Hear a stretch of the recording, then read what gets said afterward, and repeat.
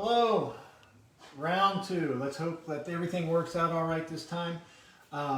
So you were at the coaches meeting for the RCX programs Beneath the Surface Challenge.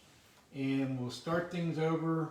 Do have some Q&A, so if you have some Q&A, go ahead and send us a message. Since we're starting the video here, if you can hear us okay, give us a thumbs up or a smiley face and let us know that you can hear us. So, but what we're going to do is go over the details on how to participate in the Beneath the Surface Challenge.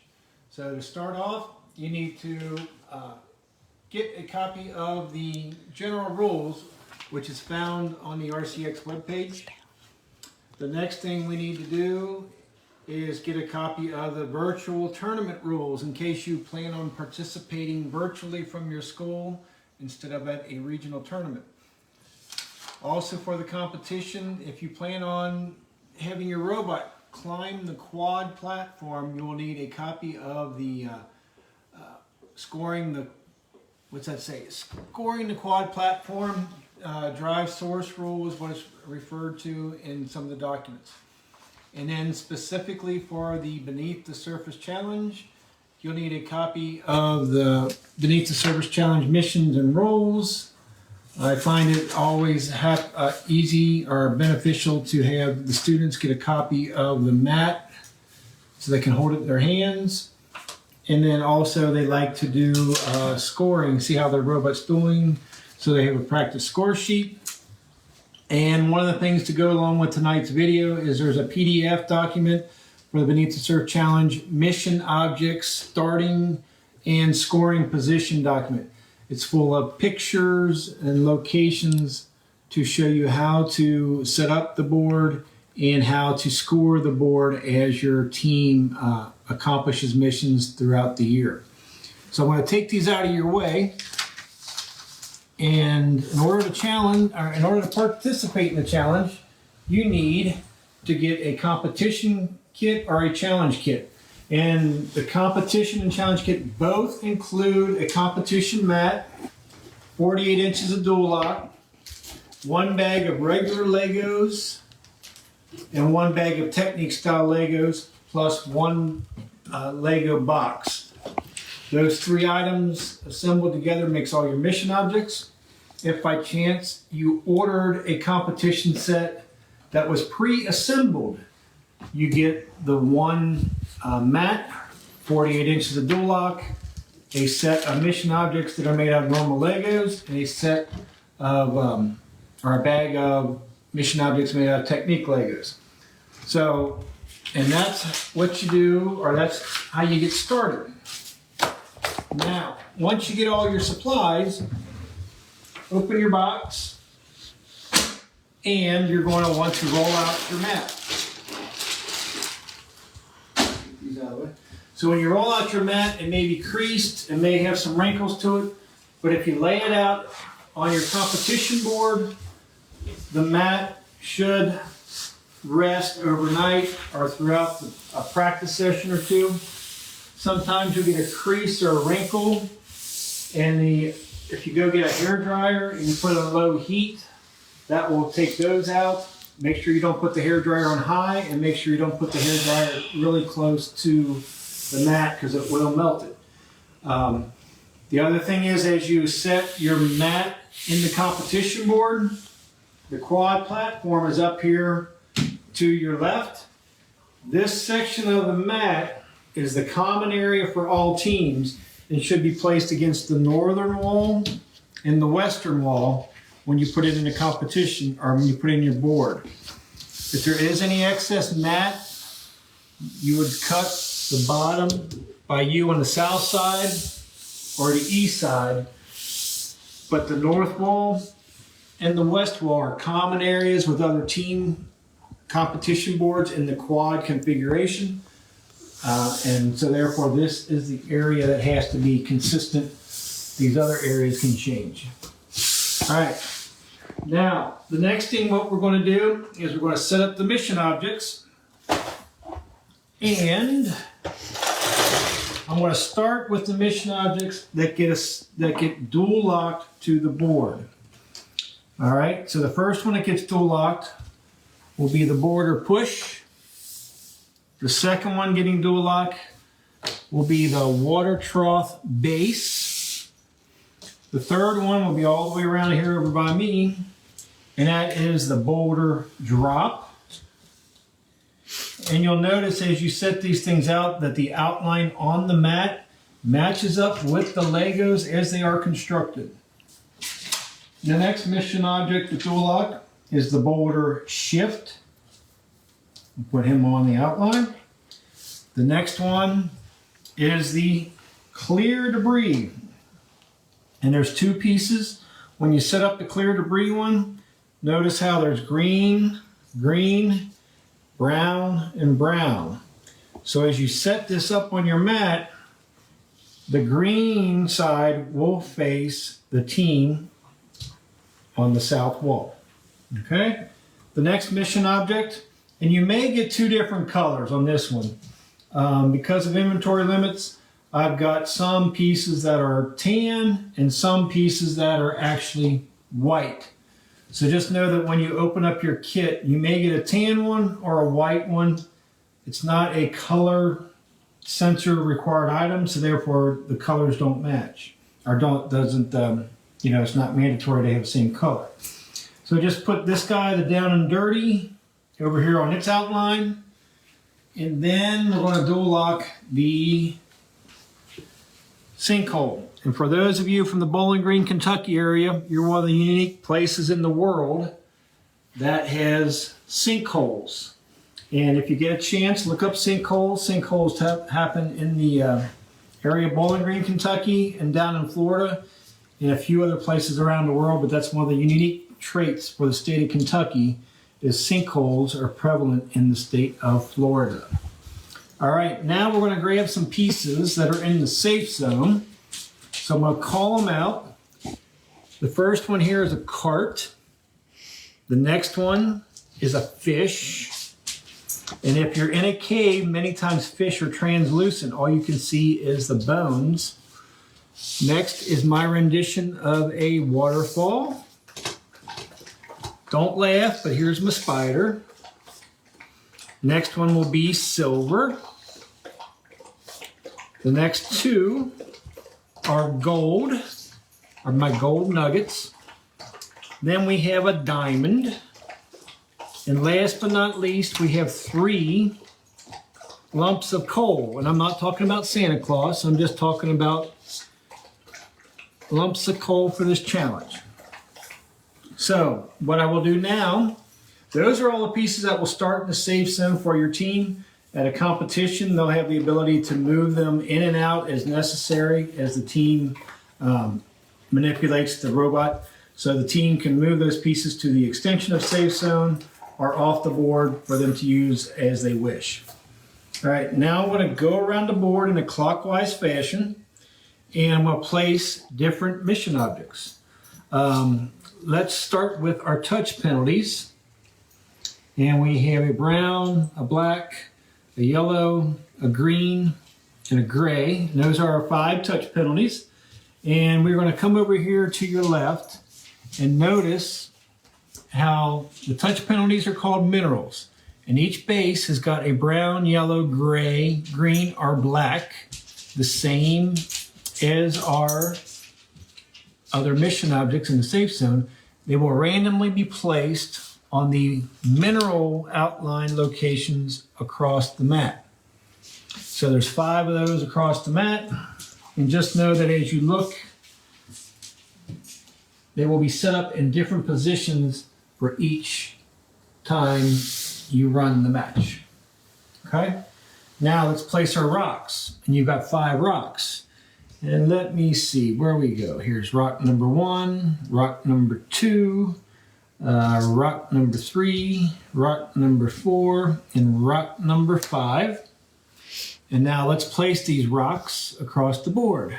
Rock number 1 is up here. Rock number 2 is here. Move these out of the way. Rock number 3 is there. Rock number 4 there. And rock number 5 way up here. We have 2 additional rocks that do not score, and that is our black and green ones. And this one will get dual locked down in this position, and this one over here will get dual locked down in this position. Okay? So now let's do the remaining mission objects. So the water trough has a section that needs to be moved, and that will be placed on the outline there. The next mission object we're going to place is the blue quartz, and there's actually 3 pieces to that, and they cover the L-shaped outline just like this. And I will explain how this is done in a few minutes. The next one is the artifact, and it's up here at the silver mine, and just place the base just like that. The next one we got is the roller for the clear debris, and just set it on top of the outline for the mission object. The last mission object I have pieces for is the sinkhole, and we got 3 flowers that get positioned on top of the flap, and they go right there. Okay, so your team, these are the mission objects that your team will receive in the kit. Your team does need 4 more minifigs that they have to provide on their own for subsequent missions that I will go over in a few minutes. But if you wish to attempt these missions, you need an additional 4 minifigs to attempt those missions. All right? So does anybody have any questions? All right. So what we're going to do now is we're going to go over the missions themselves.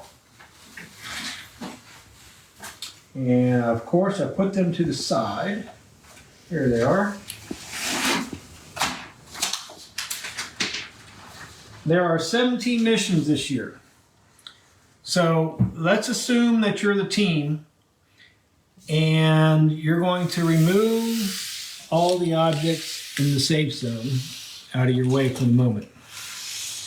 And I'm going to move them over here. And we're going to imagine that your team, is positioning the robot in the safe zone. Now go over the safe zone rules, the general rules, to explain how you can operate in the safe zone so that your team conducts itself properly for the challenge. All right, the first thing we're going to do with the rules is there's 3 rules that have changed from the general rules. Each year the challenge changes a little bit, and some of the general rules have to be modified to accommodate the layout for the challenge.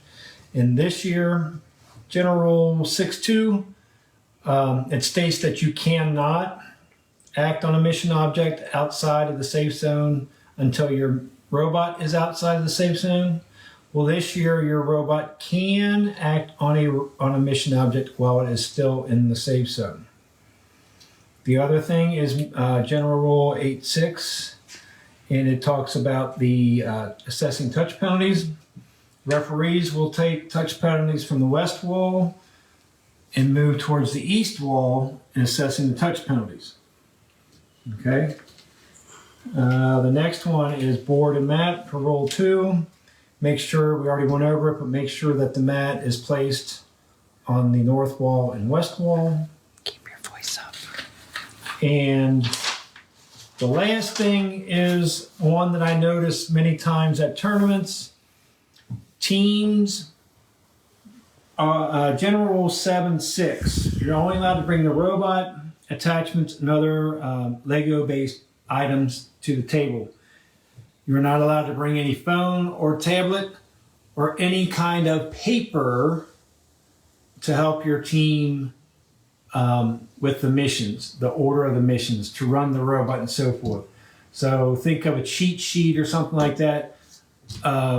Make sure in the practice room that the students know the order that they're going to run missions, either mentally or within the robot itself, but they are not allowed to bring an electronic device like a phone, tablet, or a piece of paper that tells them the order of missions to run. A little helpful hint, in the past when I coached, many times I would have the kids load the missions. Well, when you loaded them, they went in backwards order.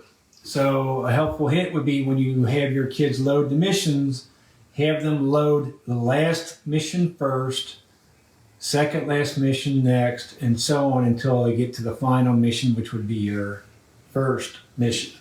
It's just the way the robot operates. Just a little helpful hint there. Okay? So the other thing I need to go over is when you read the missions, you're going to see some words that say in, on, touch, unite, under, above, and so on. Make sure you understand what that word means, because if it says touch, the mission object must touch. If it says in, it must be in an area. If it says on, for example, on top of, it has to be on top of.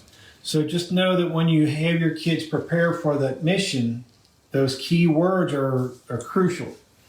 The next thing I like to have teams do is I always have my kids these several phrases. Time, value, money. Haste makes waste. Risk, reward. So many of these missions have multipliers. You know, if there's 2 steps, you just don't add 1 + 1 = 2. The 2 steps collectively may achieve a bonus. The time to have a robot do something may be, it may take longer to run the robot across the board than to do something easy. So therefore, the point value to do something across the board is higher. It takes longer to do, whereas you could do something easy closer, but you may actually have to run 2 missions to achieve the same point value.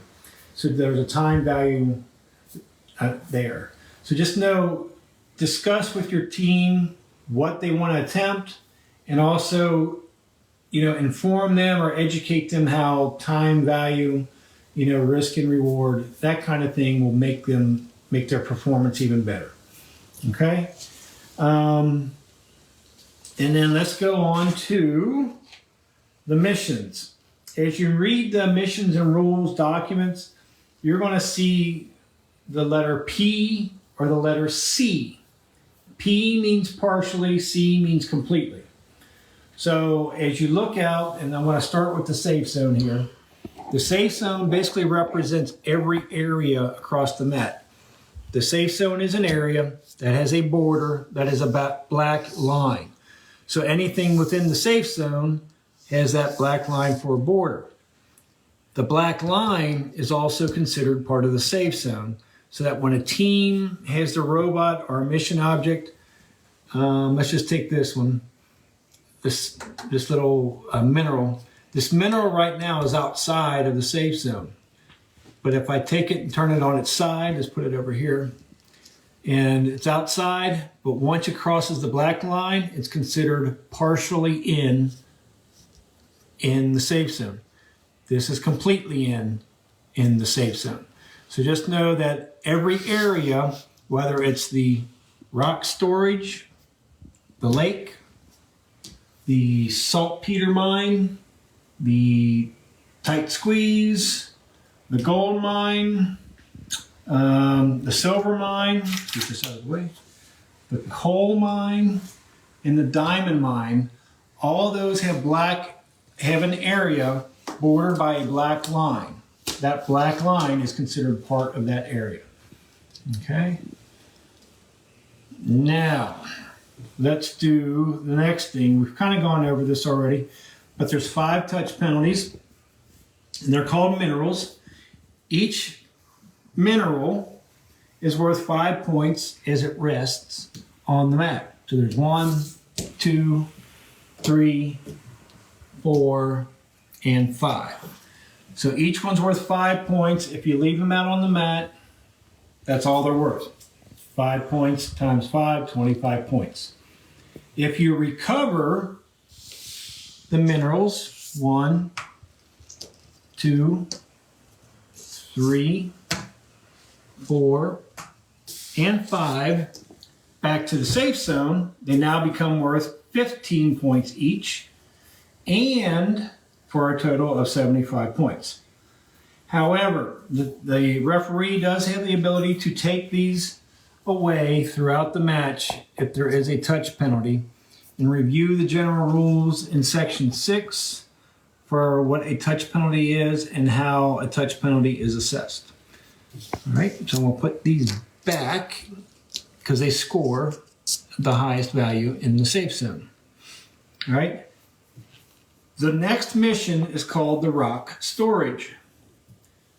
You can take the 5 rocks, rock number 5, rock number 4, number 3, number 2, and number 1, and place them in the rock storage area. So these score completely or partially in this area.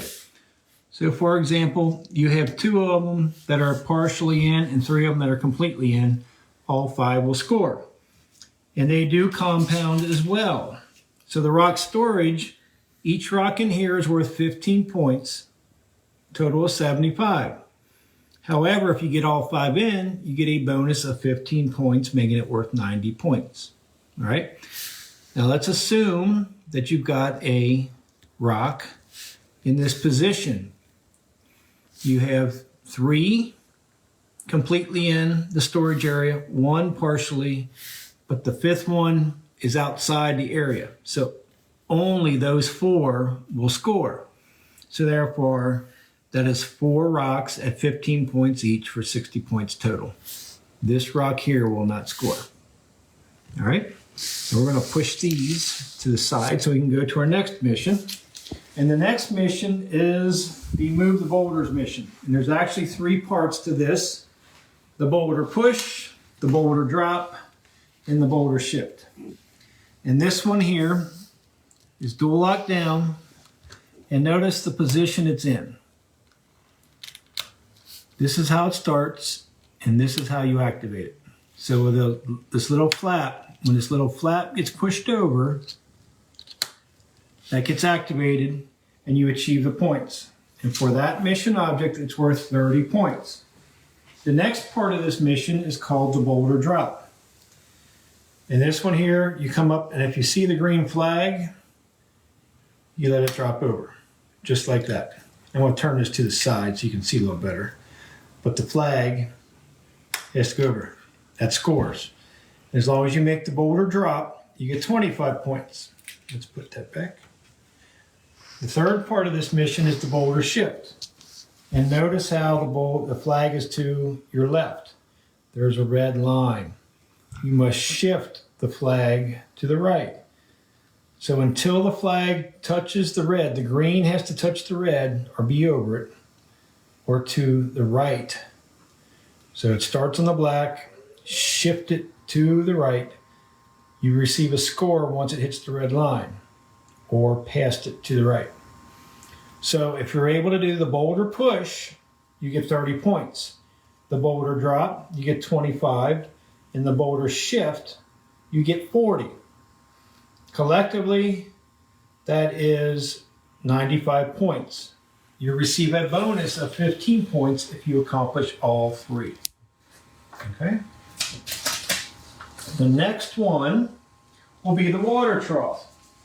And this one is a partial or complete mission. So notice how the water trough section starts here. You must push the water trough so that the stem goes underneath. All right? See how it fits it together? So if your robot pushes this, once it moves over this black line, that's when it's considered partially in. So right now, no score, no score. It hits the black line, it's partially in. Completely in. There you go. So if your team can push the water trough section underneath the water trough base, you will receive 35 points. The next mission is in the saltpeter mine. And that's where we're going to take the cart from the safe zone. The cart can be standing up, on its side, upside down, however you want, but you must deliver the cart to the saltpeter mine. So let's just say the robot delivers it to this location. The referee is going to look above, downward to see if any part of the cart is over the black ring. And right now it's missing it by about 1/8 of an inch. So there's no score. But once the cart crosses it, it's partially in the ring, you receive a score. As well as completely in the ring, you receive a score. And that score for getting the cart to the saltpeter mine is worth 30 points. All right, the next mission is tight squeeze. And anybody who's done some spelunking knows that you get down and dirty, you crawl, you climb, you rappel, you go through water. Tight squeeze. So you have the ability to get 2 minifigs into this area. You get a score for being in the gray, the brown, or the white. Each minifig receives separate scores. So let's just say we take our first minifig and it comes into the gray. Notice how it is completely in the gray area. It will receive the score for being completely in the gray. Maybe you did it and it got into the brown. Complete score for being in the brown or the white. Now I will tell you, see how this guy's got a sword? That sword is over the white and the brown. So because you have an object that's covering 2 colors, it's going to be considered partially white. So I recommend moving or removing any excess objects so that you don't be potentially losing points because of decorations. Okay? So just know your minifig is completely in the white now. Now this guy over here is coming in. He is partially in the gray. He's going to come through. Now he's partially in the brown. He comes through again. He's partially in white. Well, guess what? You can have both of them completely in the white, completely in the brown, completely in the gray. They can both be partially gray, partially brown, and partially white. So there's 6 ways to score. Each location has a different value.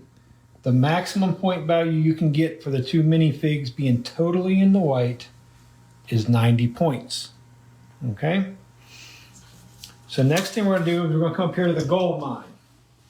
Now I had to adapt the scoring for the gold mine. So you have 2, each one scored separately. You have the ability to take the gold and put it underneath the quad in the gold mine area. And the gold mine area is this total triangle, the black line included. So right now you got 2 pieces of gold in the mine completely. Now you have 1 completely, 1 partially. Now you have 1 partially, 1 outside. Okay? So now at the same location you have the quad platform. So you can have your team attempt to deliver the gold on top of the quad platform and receive a higher score. You also have the ability to have your robot climb up here on the quad platform for a higher score. So if you have both pieces of gold and your robot on top of the quad platform, you can receive a maximum of 170 points. You must follow the scoring the quad platform document because the robot has to be on top of the quad in a certain fashion to score. Okay. The next thing we're going to do is the blue quartz. And the blue quartz, you can approach it several different ways.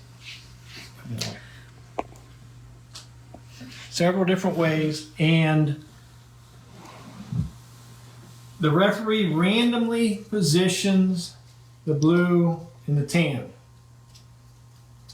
So each time you come to the match, they may be in different locations. Each time they're positioned on the L outline, just like so. All right? So you have to get your robot either through programming or a light sensor to come out here and push only the blue panel. If you push only the blue panel, you receive a score of 50 points. However, if you move one of the tan ones, you receive no score.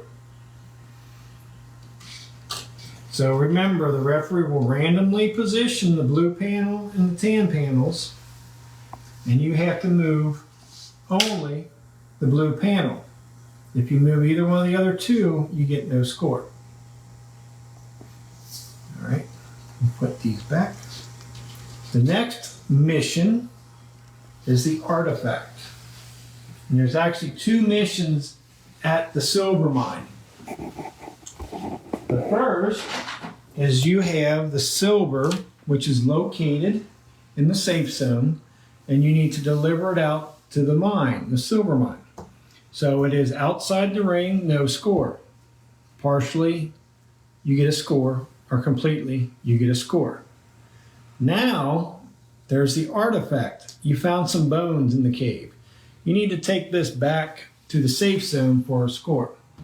And again, you receive a score based on being partially or completely in the safe zone. So for the silver, delivering the silver, you receive a score of, I forgot here. I think it's 20. Let's see, for the silver, you receive a score of 25 points for delivering out. Since you have to recover the artifact back to the safe zone, it's a higher value of 30 points. Okay? And we've already gone over the debris shift. Now, the boulder shift. Now, the clear debris one. See how the roller is positioned over top the outline.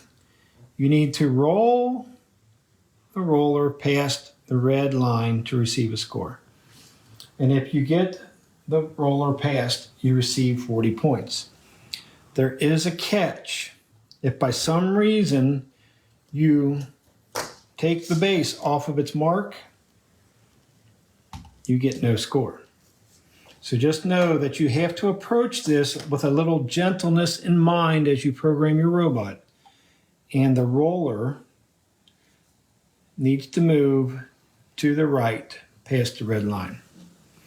And when you do that, the value is 40 points. The next mission is delivering coal to the coal mine. And if you notice, these obstacles, these mission objects, they're kind of congested. They're kind of on top of each other for a reason. So you need to take the coal and deliver it to the coal mine. Partially or completely scores. So right now those two little ones score. The big one is outside. Now, the big one only scores if it's in the ring but not touching the mat. So how are you going to deliver the large coal to this mine without it touching the mat? You have to figure that out. And to help you, you need to look at, it's in my other document. You need to look at General Rule 5 something, I believe off the top of my head, something about outside the safe zone. It's in the starting and scoring position document. Look at that document and it'll help you read the general rule that impacts touching and not touching. Okay, so if you have two pieces of coal in the coal mine and the third one elevated above the coal mine, you can receive a maximum of 70 points. All right. The next one is the down and dirty. And this one here the outline. So when you put this platform on, that outline designates whether the minifig is under the mission object or not. So that black line, this minifig, his head is underneath. He can go completely under or partially under. That's up for you to decide. The other mission object can be on top. And on top means he can be hanging off the side like that. The only thing is you can't say he's on top and touch the mat at the same time. He cannot be touching the mat, but he can be hanging over the edge to be considered on top. So right now we have one minifig under and one minifig on top. And the score for that is a maximum of 65 points. Our next mission is the diamond mine. And the diamond mine has different scoring levels. Scoring value for the gray, the brown, or the white. And it's partially or completely in to score. And the maximum for the diamond mine is 30 points. Now we're going to come over here to our waterfall, our stalactite, stalagmite waterfall. Those of us who have been in caves have seen these before, and it's really neat looking when you see a rock formation that looks like a waterfall. So you can take the waterfall mission object from the safe zone and deliver it to the stalactite, stalagmite waterfall. This ring, the mission object, waterfall mission object, needs to be partially or completely over that little ring in the middle for a score. And that will give you a score of 20 points. The next one is our spider. Bring the spider to the spider web. As long as the spider is on top of the spider web, partially or completely, you receive a score. And the spider will receive a score of 20 points. And now we'll go to our last mission object. Oh, we skipped one, didn't I? I skipped a mission, but to go back to it. The next one is the sinkhole. And the team will have to program the robot to come over here and activate the panel, let the flap go down so that the plants, the flowers, go off. So if you get the sinkhole to drop the flowers, it is worth 30 points. And now I did forget one mission, and that is the go fishing mission. And you have to take our fish from the safe zone to the underground lake. You put him in the underground lake and you receive a score of 20 points. So for those of you who have been adding up the points, the total value or point value of all these missions is 1,000 points. Most teams will not even have an ability to get 500 points. So pick and choose which missions that you and your team can do, and that way the point value can be the highest they can achieve. If there's anybody that has any questions, I can go over the questions with you right now. Otherwise, the one thing that I probably should touch base on is the touch penalties. That causes a little confusion every year. So the touch penalties will reset the minerals across the board for the touch penalties. And the touch penalties, or the minerals, however you want to call them, we'll put them back in their location. Okay. There. And the rule for the touch penalties is that the referee, when touch penalties are assessed, will grab the westernmost, which for you guys would mean your left mission object, your left mineral, your left touch penalty. So leftmost, the referee will grab. So let's say the robot comes out here and for whatever reason moves the mission object to this location. So you've got the mineral here and here. Now, let's say the robot goes out, and for whatever reason, the team touches the robot. The referee will assess a touch penalty by taking the westernmost, the one that's furthest to the left, which is now the green one. So just know that the referee will take the westernmost, no matter what color or what location. The one that's to the most or the furthest west is one they'll take. So the referee will take this one off the board. Now let's say for some reason your team takes this mineral back to the safe zone and it's sitting right there. Let's say the referee or the robot comes out and grabs this one and it's in the safe zone as well. Now let's say in the process of doing the clear debris, you touch the robot. Which mineral is the westernmost? Think about this. Which mineral is the westernmost? Which mineral will the referee take? All right, he's already taken this one up here. So he's coming across the board. Will it be the brown one, the yellow one, or will it be the gray one in the safe zone? The referee will take the gray one out of the safe zone because that's the westernmost mineral, the westernmost touch penalty. So as a little hint, the extension of safe zone will be placed next to the table. I suggest you take the minerals, the touch penalties, out of the safe zone and put them in the extension of safe zone to the right. That way the referee will have to always take the minerals, the touch penalties off the board. Okay? So if there's any questions about that, let me know. But essentially we've gone over all the missions.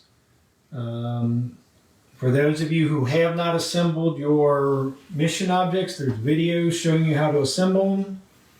The document that has the starting and scoring position for the mission objects it's got pictures, it's got descriptions that will help you understand how to score or how to start the mission object, how to score the mission object. But other than that, that completes the coaches meeting for tonight, unless somebody has some questions. All right. Well, thank you very much for your time.